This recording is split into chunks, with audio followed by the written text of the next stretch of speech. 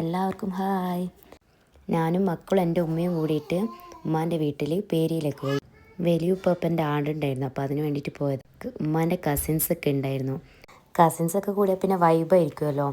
അവർ പറഞ്ഞു നമുക്ക് എന്നാലും കണ്ടത്തിൽ കൂടെയൊക്കെ നടക്കാം, പുഴയിലൊക്കെ പോകാമെന്ന്. അങ്ങനെ പോയി അന്ന് തന്നെ തിരിച്ചു വരണമെന്ന് വിചാരിച്ച് ഞങ്ങൾ പിറ്റേന്നാണ് തിരിച്ച് വരുന്നത്.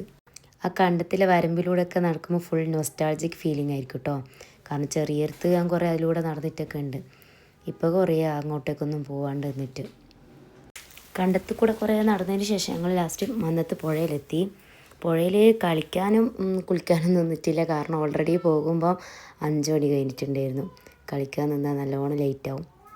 മക്കളൊക്കെ ഒന്ന് ഇറങ്ങി കാലൊക്കെ ഒന്ന് നനച്ചിട്ട് പുഴയിൽ വന്നതെന്നുള്ള അറിയാൻ വേണ്ടിയിട്ട് ഒന്നങ്ങ് ഇറങ്ങി. വെക്കേഷൻ ഉമ്മാൻ്റെ വീട്ടിൽ പോകാൻ ഞങ്ങൾക്ക് ഭയങ്കര ഇഷ്ടമായിരുന്നു. എങ്ങനെയെങ്കിലും ഒന്ന് വെക്കേഷൻ ആവാനാണ് വിചാരിക്കുക.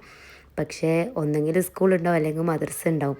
അപ്പോൾ രണ്ടിൻ്റെ ഇടയിലും പോക്ക് എന്ന് വെച്ചിട്ടുണ്ടെങ്കിൽ നല്ലോണം കാത്തിരുന്നിട്ടുള്ളൊരു പോക്കായിരിക്കും. ഉമ്മാൻ്റെ വീട്ടിൽ പോകുമ്പോൾ ഈ പുഴ കാണാനും കണ്ടം കാണാനും വയൽ കാണാനും പശു ആല എല്ലാം കാണാൻ പറ്റാം. കാരണം ഞാൻ ടൗണിൽ താമസിക്കുന്നത് കൊണ്ട് ഇവിടെ ഒന്നും അങ്ങനത്തെ ഒന്നുമില്ല. പിന്നെ ഉപ്പാക്ക് പണ്ട് വയലുണ്ടായിരുന്നു, അവിടെ ഞങ്ങൾ ഇടയ്ക്കൊക്കെ സമയം കിട്ടുമ്പോൾ പോകും. അപ്പോൾ ഇത് ഞങ്ങൾ പോയ പുഴ. ഇവിടെ ഇങ്ങനെ ഈ പച്ചപ്പിലൊക്കെ ഇരുന്നിട്ട് സൊറ പറയാനൊക്കെ നല്ല രസമാണ്. ഞങ്ങൾ കുറച്ച് നേരം അവിടെയൊക്കെ ടൈം സ്പെൻഡ് ചെയ്തു. ഒരു അരമണിക്കൂർ അവിടെ ഇരുന്നിട്ടുണ്ടാവും. മോനെ ഞാൻ വോയിസ് റെക്കോർഡ് ചെയ്യുന്നതിൻ്റെ ഇടയ്ക്ക് വന്ന് ചോദിക്കുക ഓൻ എന്താ പുഴയിൽ ഇറങ്ങാത്തത്. അപ്പോൾ ഒരിക്കലും ഓനെ പുഴയിൽ ഇറക്കിയിട്ടില്ല എന്ന്. സത്യം പറഞ്ഞാൽ ഓനെ പുഴയിൽ ഇറക്കിക്ക്. ഓനിപ്പോൾ കണ്ട ആ വീഡിയോയിൽ ഇറങ്ങാത്തത് കണ്ടുകൊണ്ട് ചോദിച്ചതാണ്.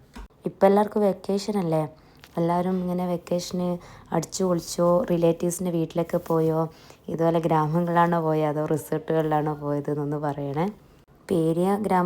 പേരിയയിൽ ഫുള്ളൊരു പ്രകൃതി സൗന്ദര്യമാണ് കേട്ടോ. ഈ പേരിയയിൽ ആരും കണ്ടിട്ടുണ്ടെങ്കിൽ ഒന്ന് പറയണേ. ഇത് പേരിയൻ്റെ ചെറിയൊരു ഭാഗം മാത്രമാണ്. പേരിൽ ഇനി ഒരുപാട് കാണാനുണ്ട്, ഇഷ്ടംപോലെ ഉൾഭാഗങ്ങളുണ്ട് പേരിൽ കാണാൻ പറ്റിയതായിട്ടുള്ളത്. ഈ കാണുന്ന തോടുണ്ടല്ലോ, അതിലേക്ക് ഒരുപാട് പ്രാവശ്യം വന്നിട്ടുണ്ടാവാം അലക്കാനും ഞങ്ങൾ കളിക്കാനും.